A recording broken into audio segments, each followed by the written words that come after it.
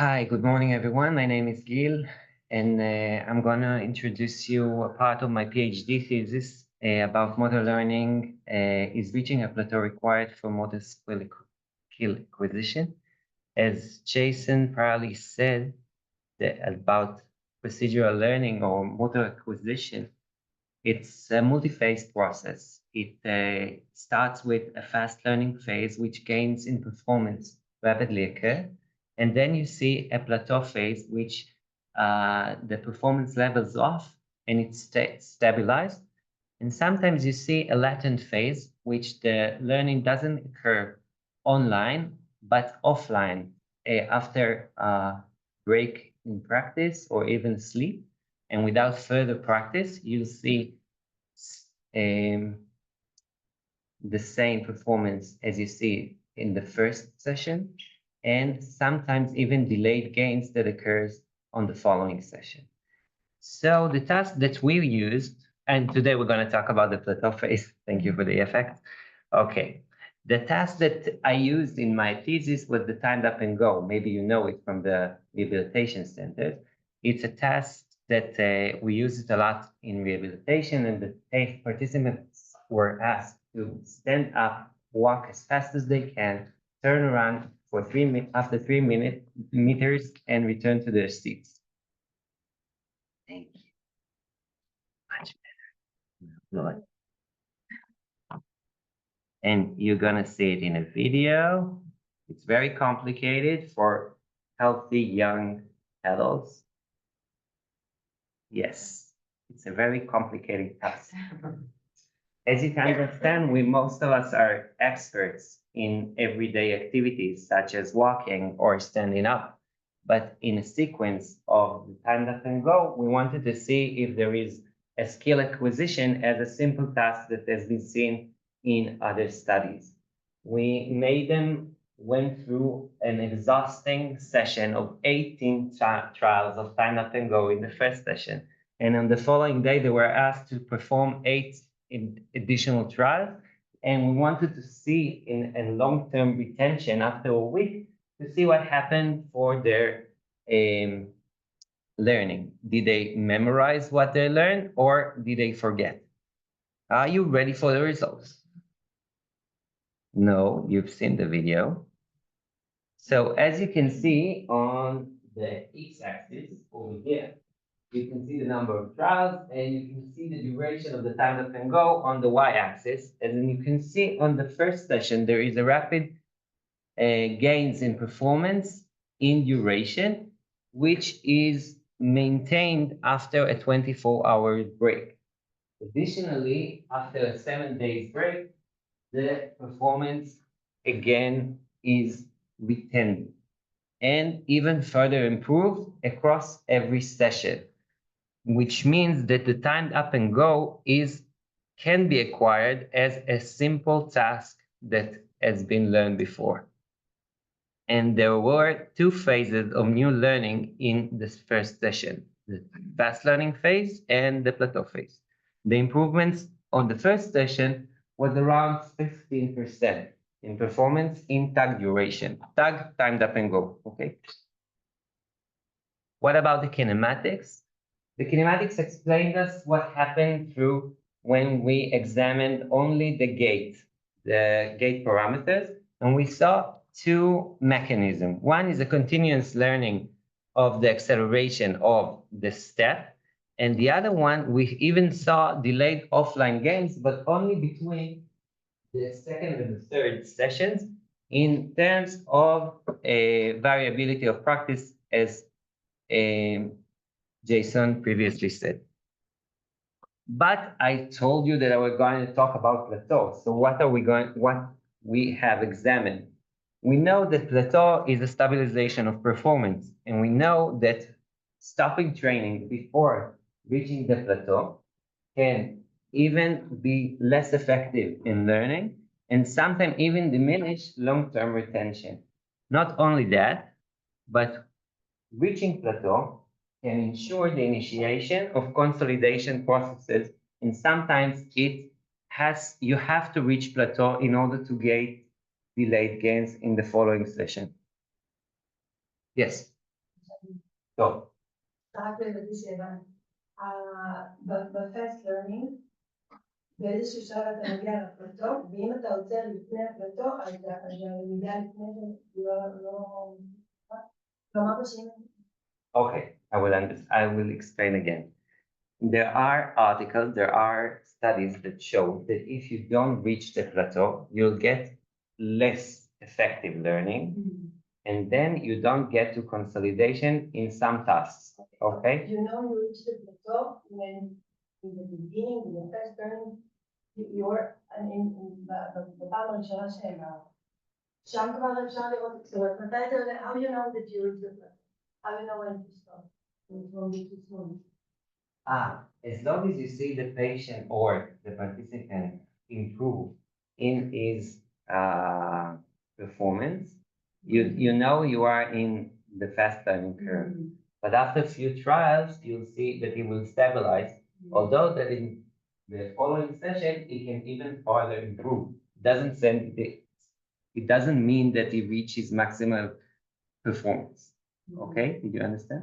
Yeah, so he continues until I see that his performance is the same, and then I can do the break and see what happens on the following day. And according to a lot of studies, you will see that they retained it after a day, and even you make long-term retention.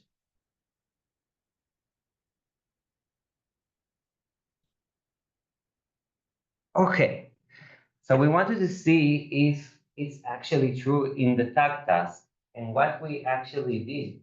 We made a short training protocol in which every session only include 5 trials of timed up and go trials, okay? On the first day, on the second day, and even after a week. And we wanted to see if the first 15 trials in the short training protocol were the same as the long training protocol if we don't put intervals in them, okay? What is the reverse? It's not in the scope of this lecture, but the reverse TUG, the first time we trained them in one direction, in an anti-clockwise path.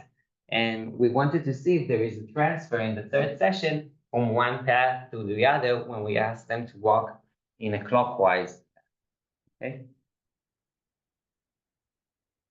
So, as you can see, although not reaching a plateau on the first session, there is a continuous learning within the first 2 sessions, and on the third session, they already reached the plateau if you exclude the first trial because of rapid adaptation from daily living, because every one of you stand up, walk 3 meters, turn around in their daily life. What happened when we actually examine the long training protocol, which you see in the red, and the short training protocol, which you see in the black? And you can see that the gains in performance in the first 15 trials in both protocols are similar. And if we examine the gains in performance in total experience in both protocols, you can see there is a similarity in the gains in performance in both training protocols. The black are the short training protocol. See, it's only short.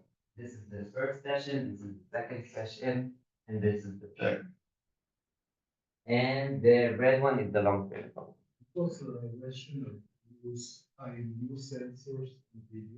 Because we wanted to see, beside the tag duration, we wanted to see the kinematics. And what happens in the kinematics is, I explained fairly. Wait, I'll get there. We saw that there are gains in kinematics of the walking segment that explained us what happened. They explain us the improvement in tag duration. We wanted to see also in time terms measures and also in kinematic measures. But thank you for the question. Yes. This is the slide that you're just showing. where you had it lined up by trial number and by session. Here?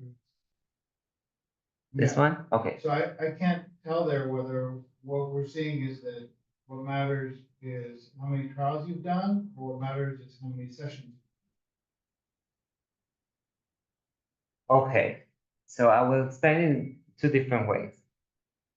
According to this experiment, we saw that no matter how many breaks you have or how long the interval was between the first and the second session, you will continue on learning as you were not interrupted in the middle, okay?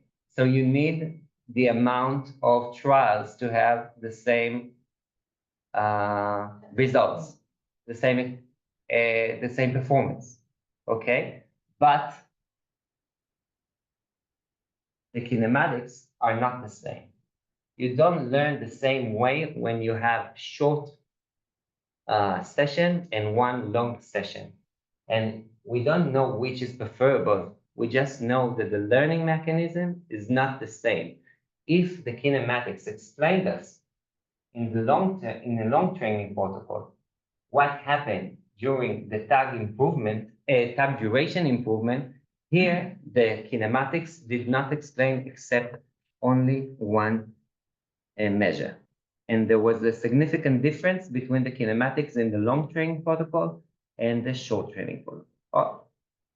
To conclude, breaking the training session before the attainment of plateau is a continuous gains, although the 24 hours break. It doesn't matter if it's only for simple several seconds or a 24-hour break. And the nature of procedural knowledge acquired in practice may differ, although the behavioral outcome may be quite similar. Thank you.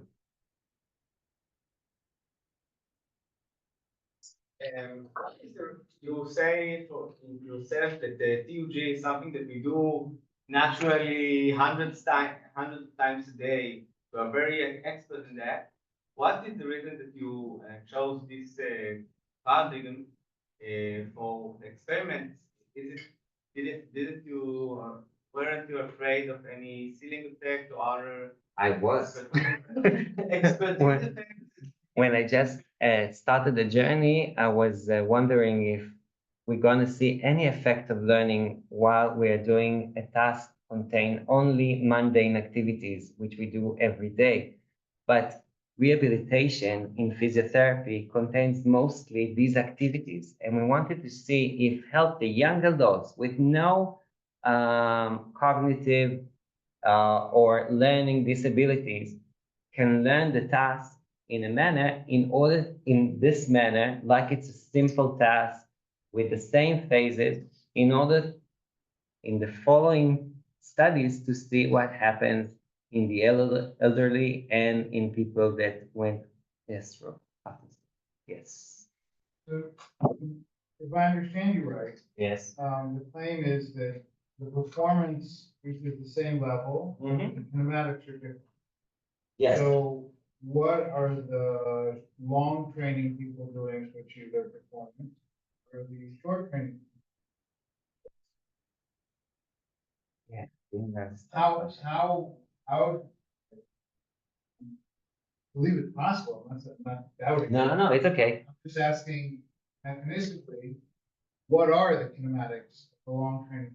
It's a What are good the question. kinematics? We only examined on the gait parameters. We didn't examine different parameters such as the turning or raising from sitting to standing. And we are now trying to make an algorithm that will help us solve this question exactly.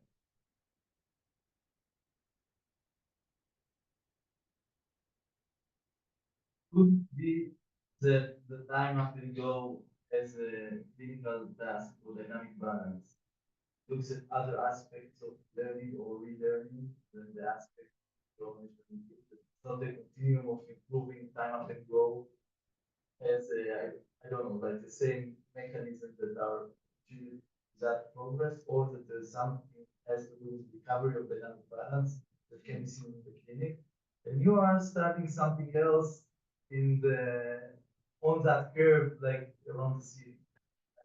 I guess it's a clock, right? I will just use one sentence that Jason uses in his presentation, that model learning is an improvement in performance after practice.